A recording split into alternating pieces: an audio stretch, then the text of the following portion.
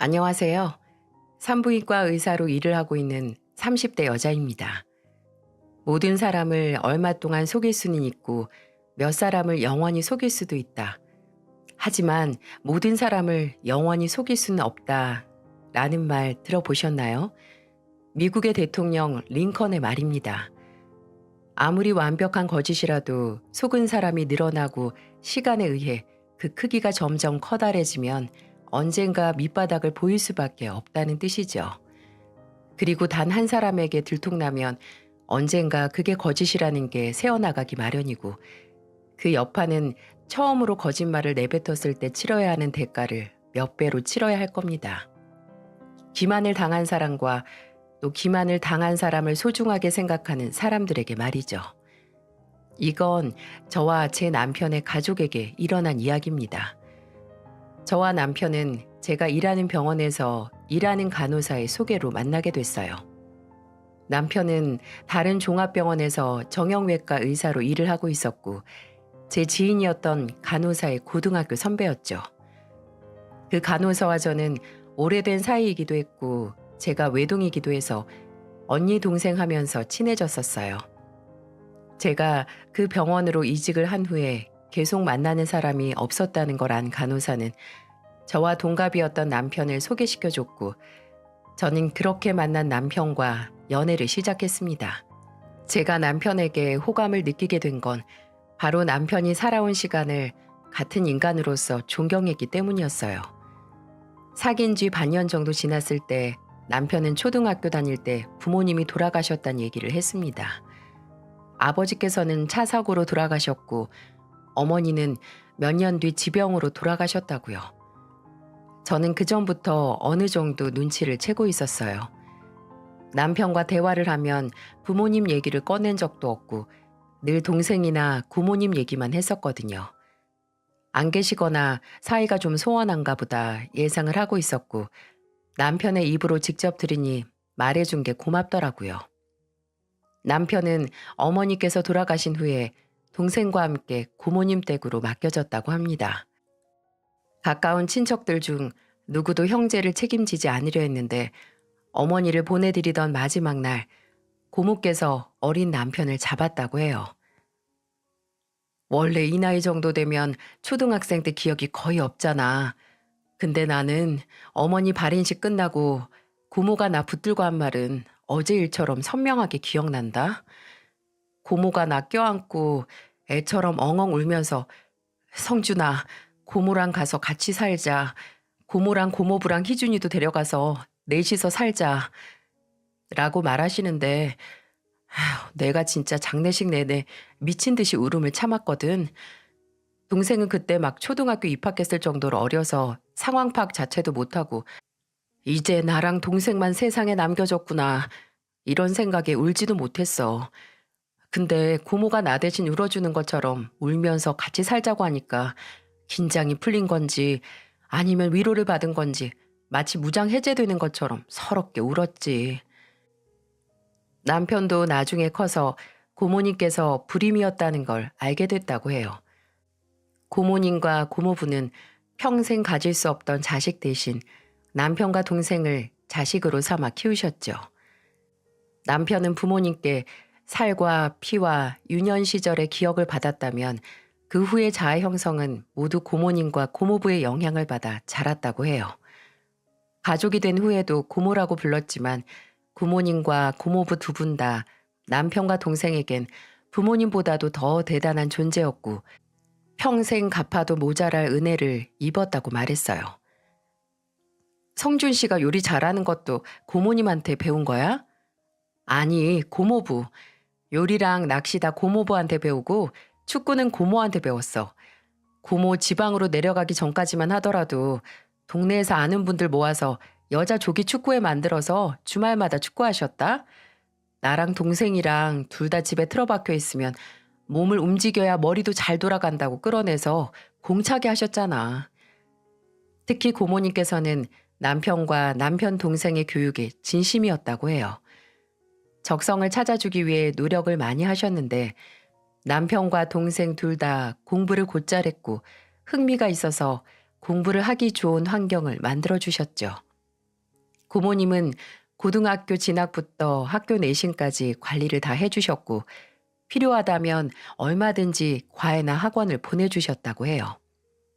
무교인 고모님과 고모부는 남편이 수능을 보던 해 성당까지 다니면서 남편의 합격을 기원하셨다고 남편은 웃으면서 말하더군요.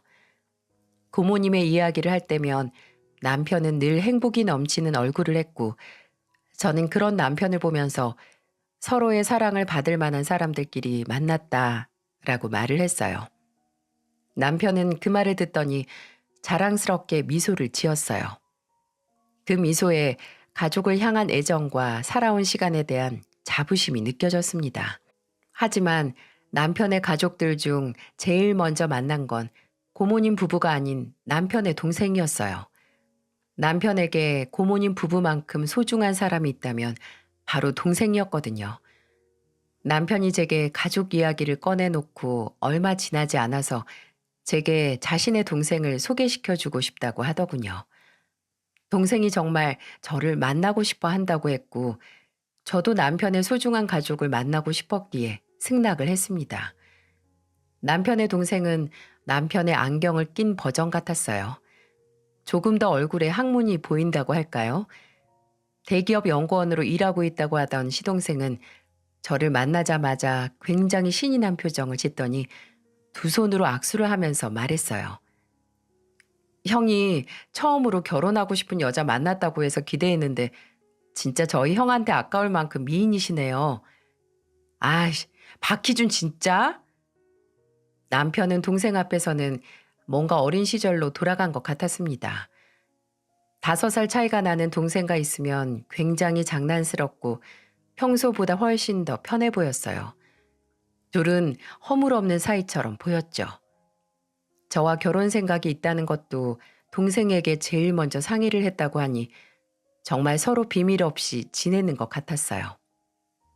형이 연애한 이후로 얼굴이 확 폈어요. 매일 형수님 만났다고 염장이나 지르고. 너도 연애해 임마. 매일 집에 처박혀서 낚시 가자고 해야만 나오고. 그러니까 사람 만날 기회가 안 생기지.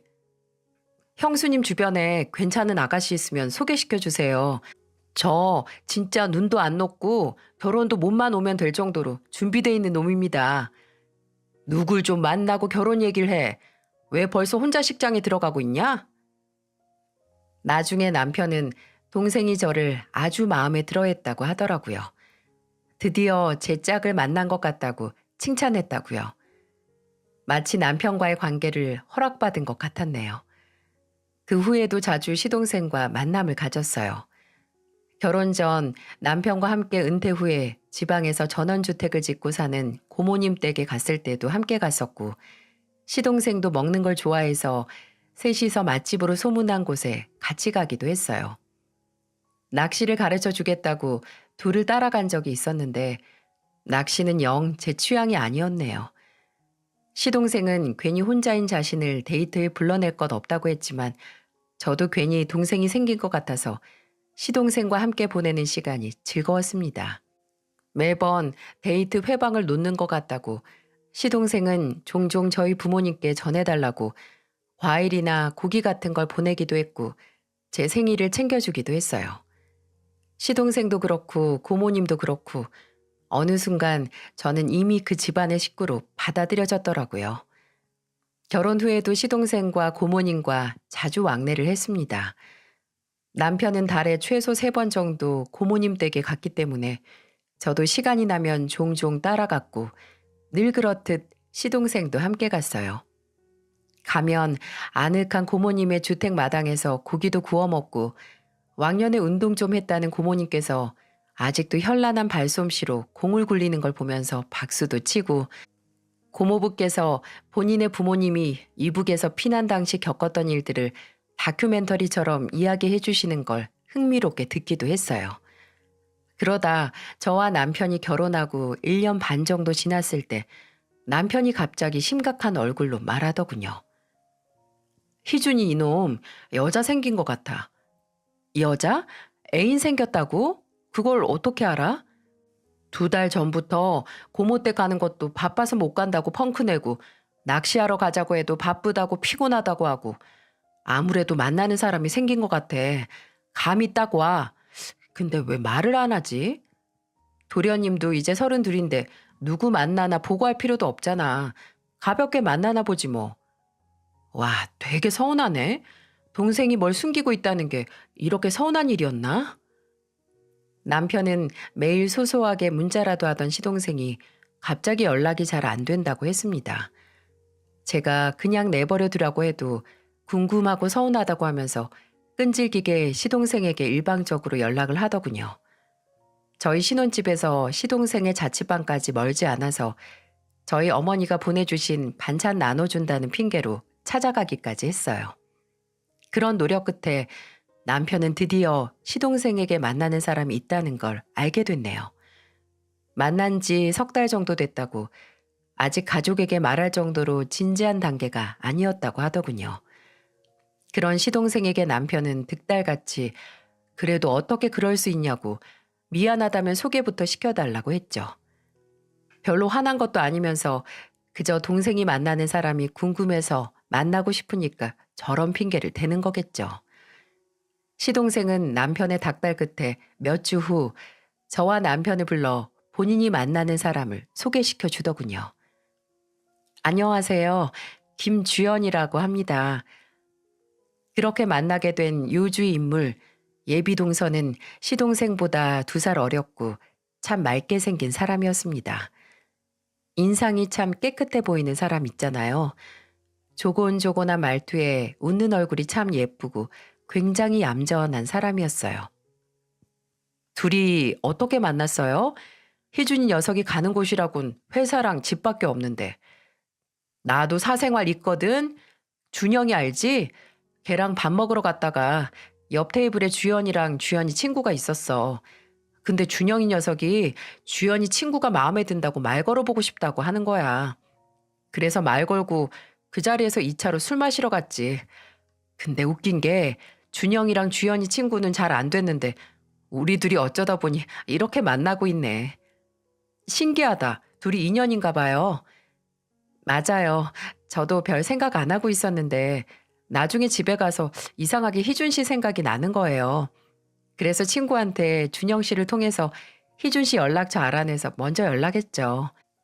주연 씨 안 그럴 것 같은데 되게 적극적이네요. 근데 무슨 일 하세요? 희준이랑 2살 차이 나는 건 알고 있는데. 뭐야 형, 무슨 시어머니야? 갑자기 왜 신상을 캐물어? 아, 제가 너무 생뚱맞은 걸 물어봤나요? 미안해요. 그냥 희준이가 어떤 사람을 만나나 궁금해서요. 괜찮아요. 지금은 일자리 찾아보고 있어요.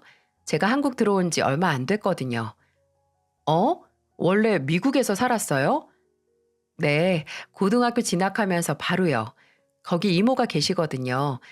대학교까지 거기서 다니고 시카고에 있는 제약회사에서 3년 정도 일했어요. 그럼 한국은 갑자기 왜 들어왔어요? 주연이 어머니가 좀 아프셔. 어머, 미안해요. 그런 질문해서. 아니에요. 숨길 것도 없는데요, 뭘. 어머니께서도 한국에 간병해줄 가족이 없어서 급하게 거기 생활 정리하고 들어온 거예요. 아버지가 저 어렸을 때 이혼하시고 완전히 연락이 끊겼거든요. 그래서 지금은 어머니 간병하면서 자리 잡을 준비하고 있어요. 그러다가 희준 씨 만나게 된 거고요. 희준 씨 만난 게 한국 와서 만난 최고의 행운이죠. 말하기 힘든 일일 것 같은데 웃으면서 덤덤하게 말하는 모습을 보고 저도 남편도 가슴이 많이 아팠어요. 나중에 시동생이 예비동서의 가족 문제 때문에 저희에게 말하는 걸 신중하게 생각했다고 고백하더군요. 예비동서의 어머니는 위암 중기였는데 예비동서가 한국에 들어온 후에 바로 수술을 하셨고 항암 치료를 받고 있다고 했어요. 진지한 관계가 아닐 때 예비동서의 사정을 전하기 어려웠다고요. 하지만 짧은 시간을 만났어도 예비동서에 대한 확신이 생겼고 결혼을 전제로 만나고 있다고 말하더군요. 그 후로는 예비동서까지 껴서 4명이서 자주 놀러 다녔어요. 시동생은 늘 혼자서 저희 부부 사이에 꼈다고 툴툴거렸는데 이제는 커플끼리 만남을 자주 가졌죠.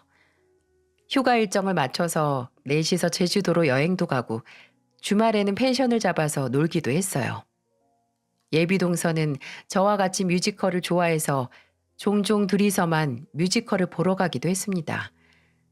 시동생과 결혼 예정인 상태라서 벌써부터 동서나 형님이라고 부르기 좀 뭐해서 저희는 결혼 전까지만 언니라고 부르고 주연이라고 이름을 부르기로 했어요. 저도 그렇고 예비 동서도 외동이라서 뭔가 자매가 생긴 것 같아서 좋았네요. 언니, 이거 받으세요. 제 거 사러 가면서 언니 것도 샀어요. 언니 여기 브랜드 화장품 많이 쓰는 것 같아서. 어? 이거 이번에 새로 나온 향수 맞지? 아, 고마워. 어떻게 알았어? 여기 브랜드 나 좋아하는 거. 그건 기본이죠. 향을 맡아보긴 했는데 혹시 언니 취향 아닐 수도 있어서 시향지에 좀 뿌려왔어요. 아직 잔향은 아니까 한번 맡아보세요. 애교 있고 센스 있고 배려심도 있는 예비동서와는 가까워질 수밖에 없었어요. 명절에 결혼 전 인사드릴 겸 해서 고모님 댁에 넷이 함께 갔습니다. 예비동서는 맛있는 걸 해주겠다며 본인이 따로 재료도 사왔더라고요. 처음 해보는 음식이라고 하면서 기대하지 말라던 동서가 저희에게 해준 건 바로 손으로 빚은 만두와 구절판이었어요. 어머, 어떻게 구절판을 만들 줄 알아? 이렇게 손이 많이 가는 걸. 인터넷에서 찾아봤죠. 요즘엔 동영상 하나만 봐도 뭐든지 다 만들 수 있잖아요. 그래도 어렸을 때 유학 간 거면 이런 음식이 생소할 텐데 너무 잘 만들었다. 예비 동서는 손맛까지 아주 좋더라고요. 직접 빚어온 만두도 국에 넣어서 끓여 먹었는데 정말 맛있었어요. 미국에서 함께 생활한 이모가 외국인과 결혼을 해서 그 집에서도 한국 음식은 많이 못 먹었다고 했는데 그래서 더 한국에 온 다음에 집에서 이런저런 한식을 혼자 만들어 먹었다고 했습니다. 주연이 어머님은 요즘 어떠시니? 좀 괜찮으시고? 이런 명절에 하나뿐인 딸하고 보낼 시간 뺏어온 것 같아서 영 죄송스럽네. 아니에요, 고모님. 그런 말씀 마세요. 어머니도 가서 맛있는 거 많이 먹고 예쁨도 받고 오라고 하셨어요. 요즘 치료도 잘 받고 다니시고 몸 상태도 괜찮으세요. 다니시는 병원은 좀 괜찮나? 성준이 네가 아는 의사 중에 암 전문의로 좀 괜찮은 의사 없어? 그래, 같은 의사끼리 알고 있는 사람한테 치료받는 것도 좋겠다. 성준이나 정연이 아는 사람 중에 소개시켜줄 병원이나 의사 없니? 주연 씨가 원한다면 소개시켜 줄 수야 있죠. 근데 웬만하면 계속 치료받아온 주치의 있는 병원에 다니는 게 제일 좋을 거예요. 네, 맞아요. 아유, 신경 써주셔서 감사합니다.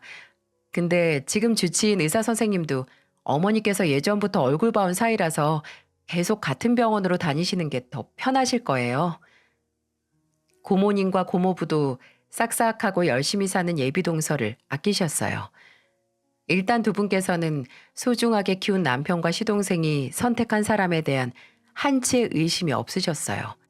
두 분께서 믿는 가슴으로 품은 자식들이 선택한 상대에 대한 믿음이 있으셨던 거죠. 저를 만나셨을 때도 그러셨고 예비동서도 마찬가지였습니다. 지나치게 믿으면 기만 당할 수 있지만 충분히 믿지 않으면 고뇌 속에서 살게 된다는 말을 들어보셨나요?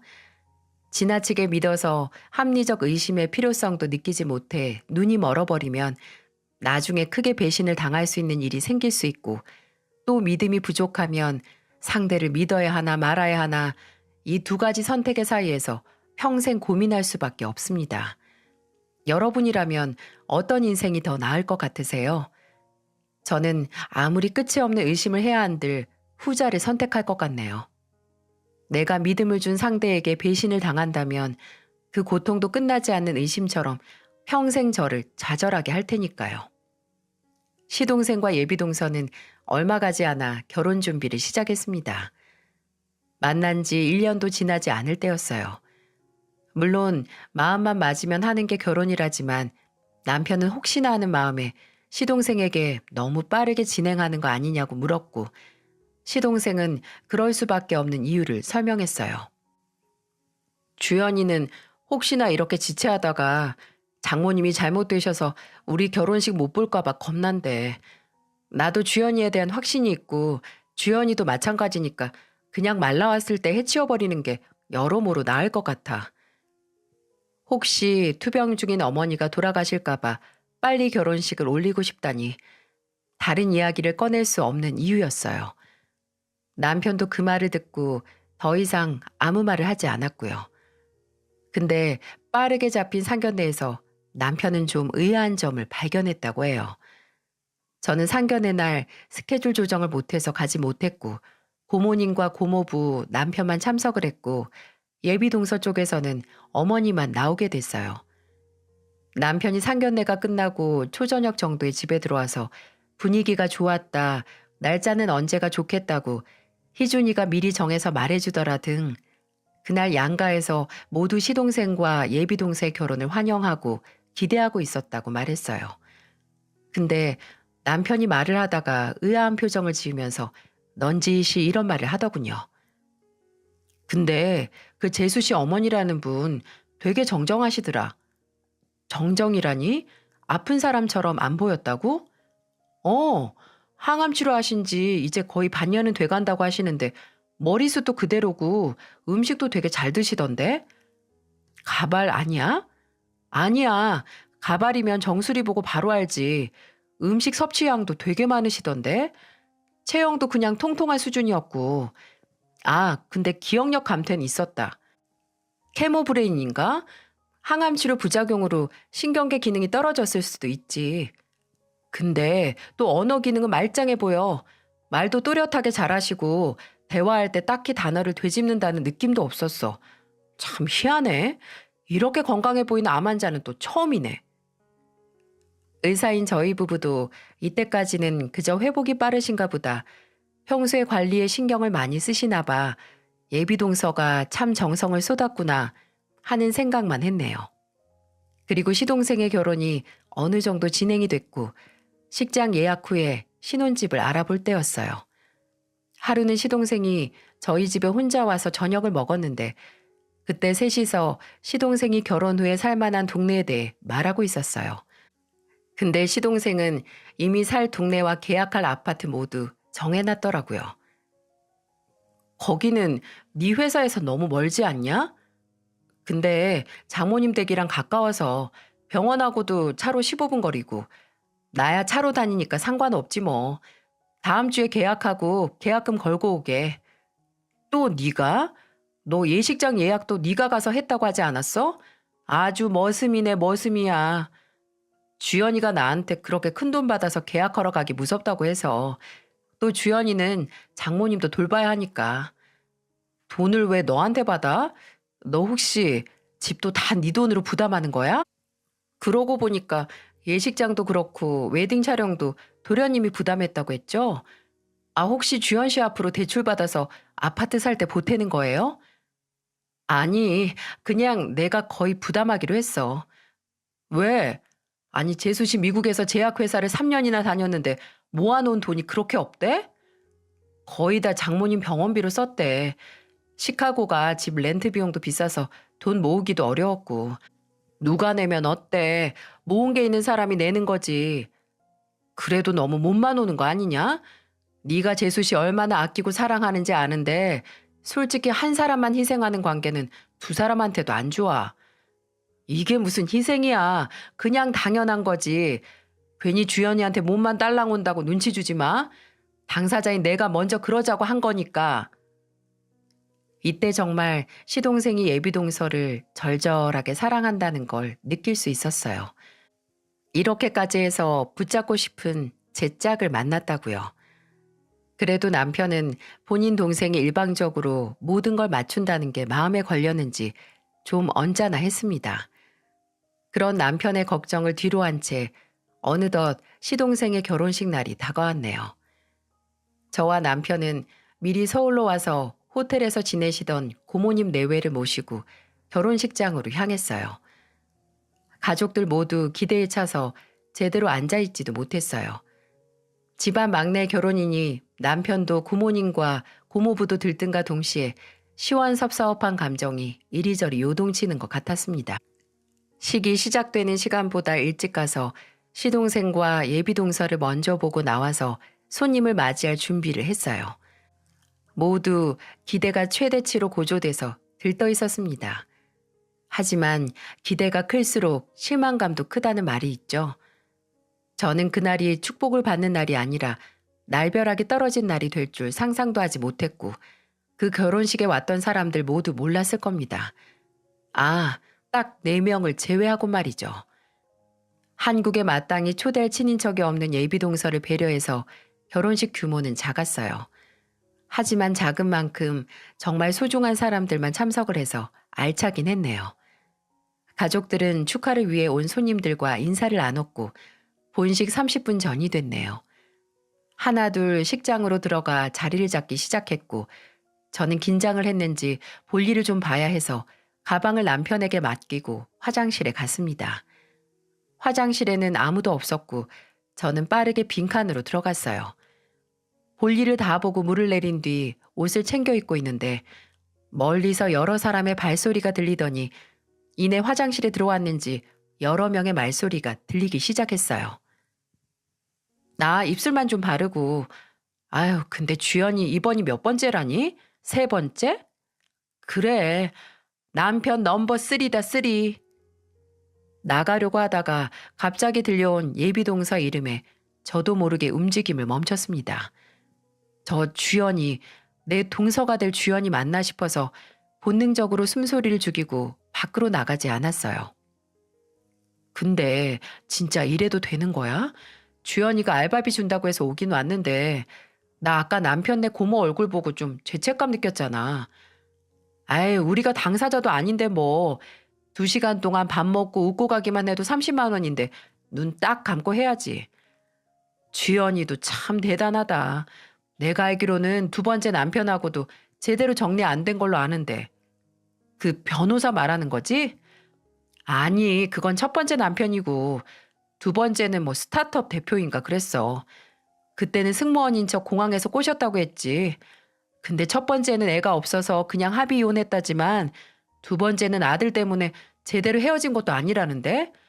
이혼 도장은 찍었는데 계속 같이 살긴 했다고.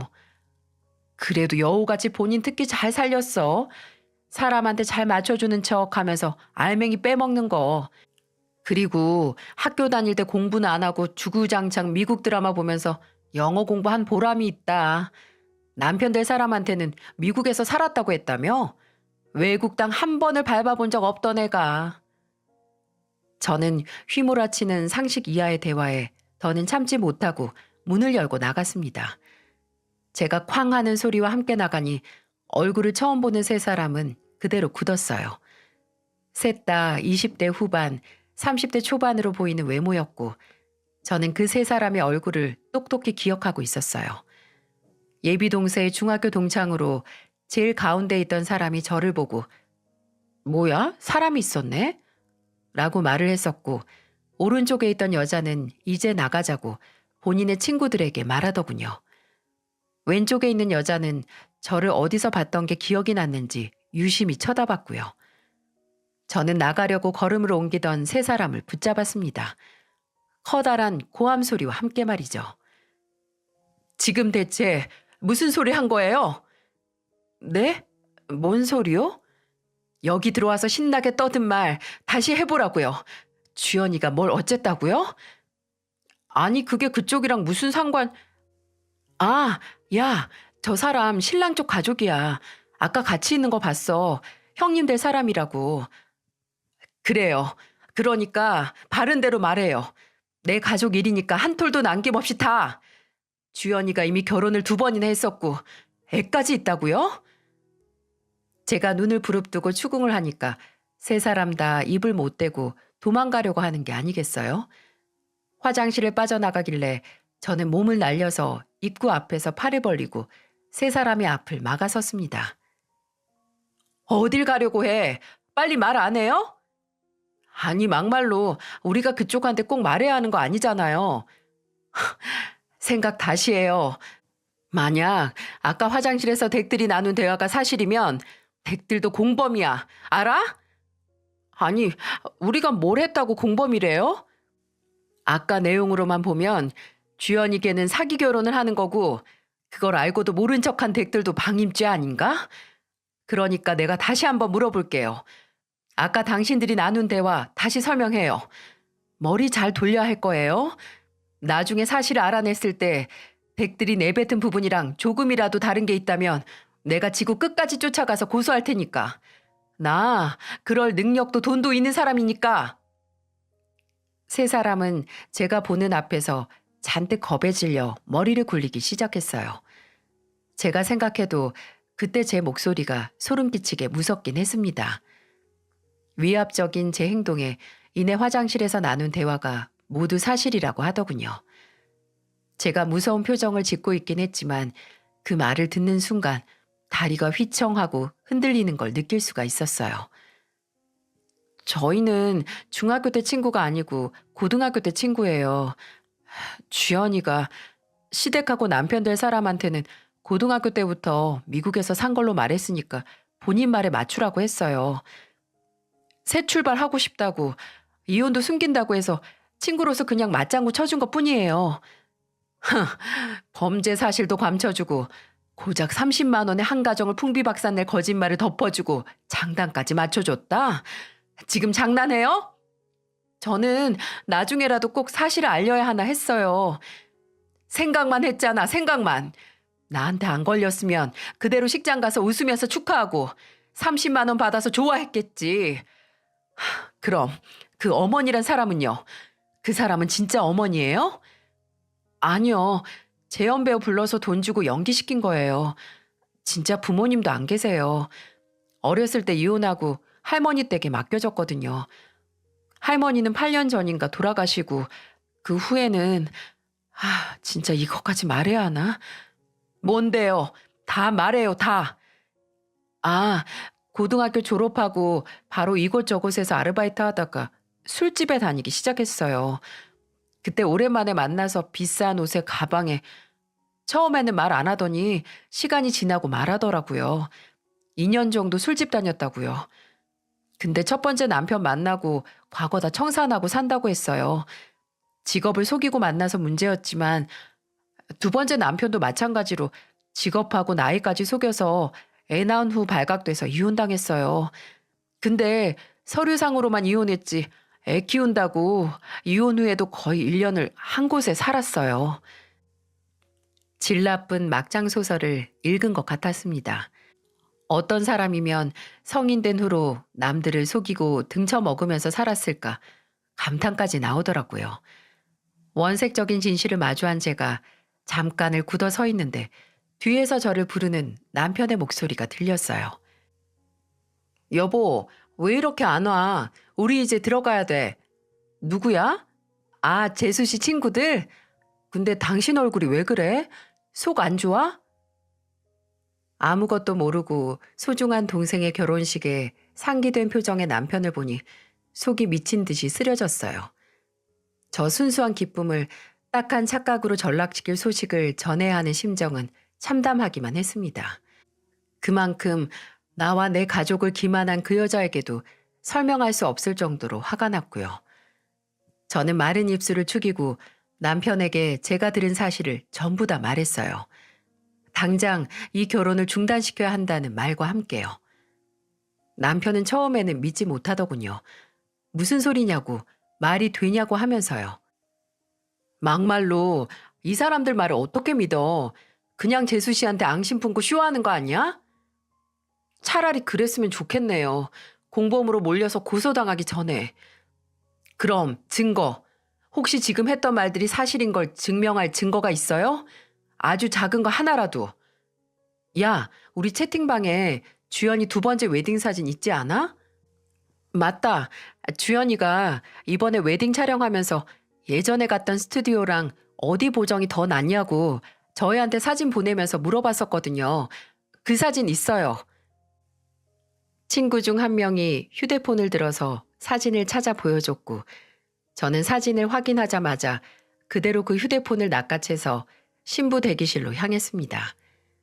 남편은 뒤에서 저를 불렀지만 그때 정말 사고 회로가 미친 듯이 날뛰었어요. 당장 그 여자를 취조해서 확인을 해야 했고 단죄를 내려야 한다는 생각밖에 있지 않았습니다. 신부 대기실 앞으로 당도했을 때 예비동서는 도우미들의 도움을 받으면서 대기실에서 나오고 있더라고요. 저는 속으로 네가 저 결혼식 주단을 밟을 일은 절대 없을 거라는 생각을 하면서 새하얀 웨딩드레스를 차려입은 예비동서 앞으로 다가갔어요. 그리고 그대로 손을 뻗어서 예비동서 머리에 고정된 베일을 잡아채 뜯어냈습니다. 말 그대로 뜯어냈어요. 고정이 잘 되어 있던 베일은 제 손에 무참하게 분리가 됐고 비명소리와 함께 예비동서의 머리도 산발이 되고 말았죠. 그 반동에 예비동서의 고개도 획 돌아갔고 주변에서도 놀라서 웅성대기 시작했어요. 저는 놀라서 저를 부르는 고모님의 목소리에도 아랑곳하지 않고 돌아간 고개를 가누지 못하는 사기꾼에게 고함을 질렀습니다. 네가 무슨 자격으로 식장에 들어가? 작정하고 거짓말한 네가 무슨 자격으로? 뭐?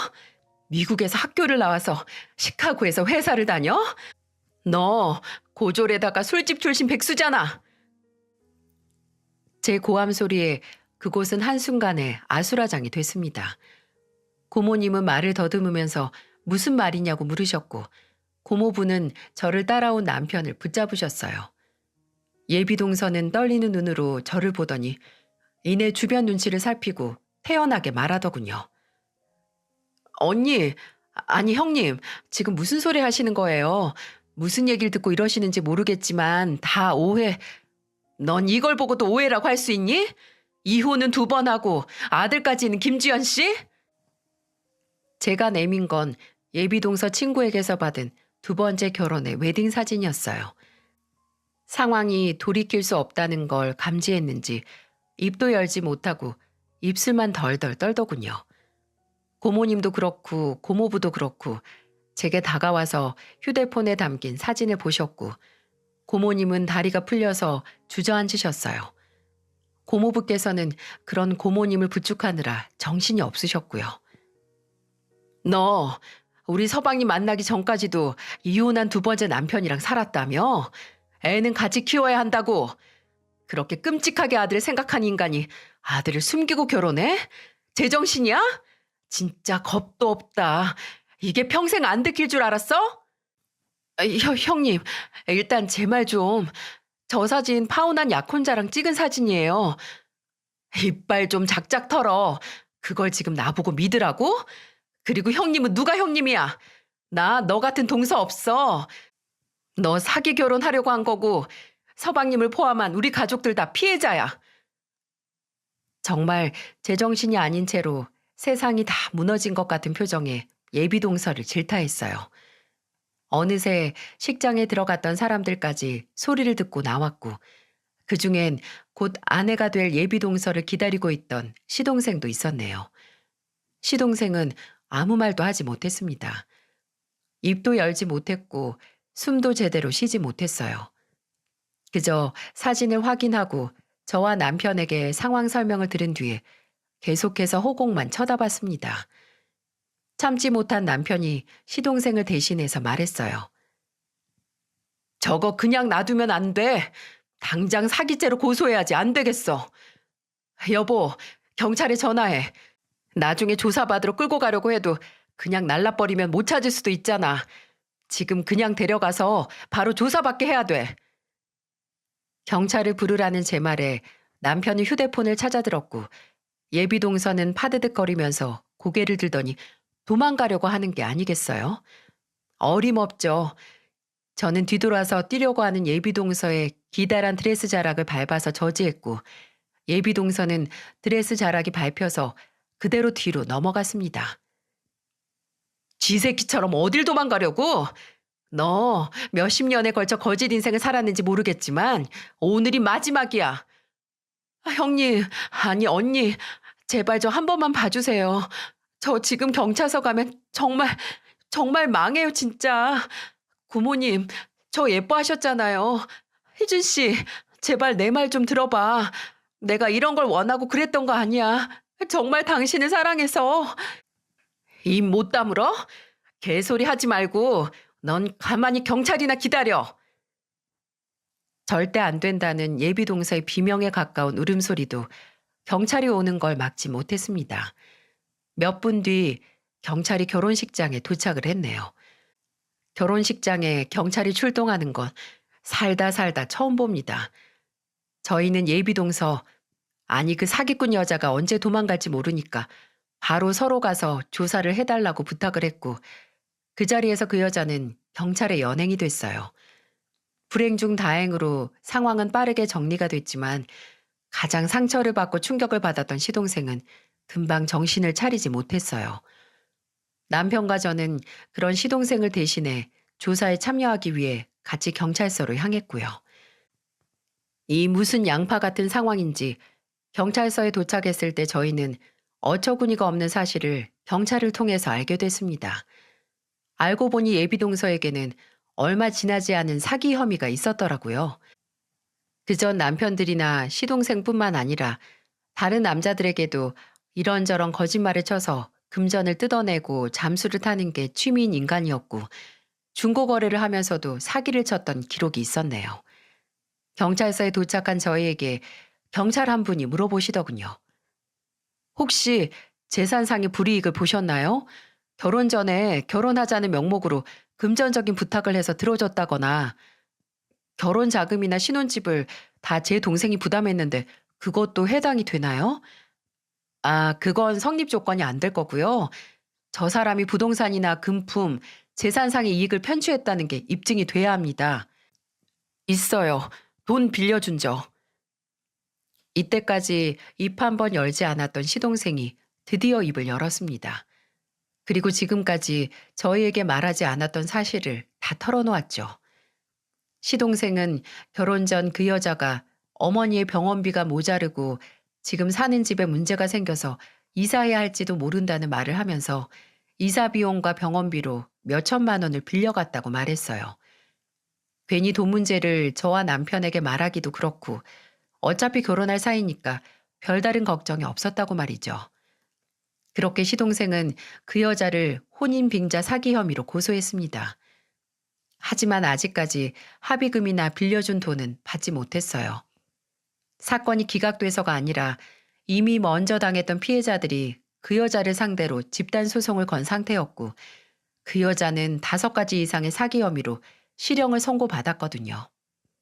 거짓 인생을 살면서 꿈같이 완벽한 결혼 생활을 꿈꾸던 그 여자는 1년 3개월의 형을 받았고, 시동생과 저희 가족은 그 여자가 출소한 뒤에 소송을 진행시켜야 했어요.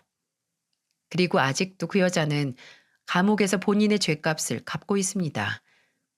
이래서 사람이 가장 무서운 존재라고 하나 봅니다. 단순히 무력뿐만이 아니라 이렇게 양심의 가책도 느끼지 못하고 교묘하게 남을 속여 이득을 취하는 동물이 인간 말고 또 누가 있겠어요? 시동생은 며칠 동안 충격에서 헤어나오지 못했어요. 왜 아니겠어요? 무조건적인 믿음을 줄 만큼 사랑했던 사람인데 한순간에 딱 갈 만큼 어리석은 피해자가 됐는데 말이죠. 회사도 나가지 못할 정도로 상태가 말이 아니라서 시동생은 장기 휴가를 받아서 고모님이 계시는 지방으로 갔습니다. 고모님 댁에서 심신의 위로를 받기 위해서 말이죠. 종종 저와 남편도 찾아갔지만 초반에는 딱지를 맞았네요. 저희 얼굴 보기 부끄럽다고 하면서 방에서 아예 나오지 않았죠. 일주일 후에야 시동생의 얼굴을 볼 수 있었고, 시동생은 가족들의 도움으로 천천히 기만당한 마음을 치유받았습니다. 그 여자를 만나면서 하지 못했던 낚시도 2박 3일 날을 잡아 남편과 함께 갔고, 뭐든 하면서 있고 싶다고 운동도 시작을 했어요. 그렇게 2주 동안 치유의 기간을 거친 시동생은 다시 서울로 와서 회사에도 복귀를 했어요. 초반에는 여기저기서 소문을 듣고 쳐다보고 무례하게 질문을 던지는 사람들 때문에 힘들어했지만, 그 사건으로부터 1년이 지난 지금은 의연하게 대처를 하면서 마음에도 담아두지 않고 있어요. 저도 다른 가족들도 회복을 한 시동생에게 고맙고 또 자랑스럽기도 합니다. 누구든 무너져서 회복 불가한 사건임에도 이제는 웃으면서 본인 인생을 사는 시동생이 말이죠. 오히려 본인이 감정에 치우쳐서 진실을 보지 못했다고 자책을 하던 시동생은 이제 그 사실 자체를 인정하고 더 이상의 실수를 안 하기 위해 스스로를 다잡고 있어요. 그리고 저를 포함한 가족들 모두 그런 시동생을 응원하고 있고요. 아직도 종종 이제는 사람을 잘 못 믿겠다고 씁쓸한 얼굴로 얘기를 하곤 하지만 언젠가 정말 진실된 사람을 만나면 믿음을 줄 수 있길 바랍니다. 부디 이야기를 들은 여러분께서도 저희 시동생을 응원해 주시길 바랍니다. 과거의 아픔을 딛고 다시 누군가를 믿을 용기가 생기길 말이죠. 들어주셔서 감사합니다. 모두 거짓 없이 정신이 건강한 사람들 틈에서 행복하시길 바랄게요.